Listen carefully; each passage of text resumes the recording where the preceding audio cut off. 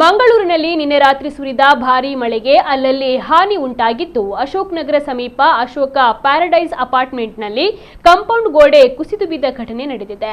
ತಡೆಗೋಡೆ ಹಿಂಭಾಗದಲ್ಲಿ ಚರಂಡಿಯೊಂದು ಹರಿತಾ ಇದ್ದು, ಗೋಡೆ ಅಲ್ಲಿ ಕುಸಿದ ಪರಿಣಾಮ ವಾಹನಗಳು ಚರಂಡಿಯೊಳಗೆ ಬಿದ್ದು ಅಪಾರವಾದ ಹಾನಿ ಉಂಟಾಗಿದೆ. ಅಲ್ಲದೆ ವಾಹನವನ್ನ ಮೇಲಕ್ಕೆತ್ತಲು ವಾಹನ ಮಾಲಕರು ಹರಸಾಹಸ ಪಟ್ಟರು. ಹಲವು ವಾಹನಗಳು ಚರಂಡಿಗೆ ಬಿದ್ದಿದ್ದು ಲಕ್ಷಾಂತರ ರೂಪಾಯಿ ನಷ್ಟ ಉಂಟಾಗಿದೆ.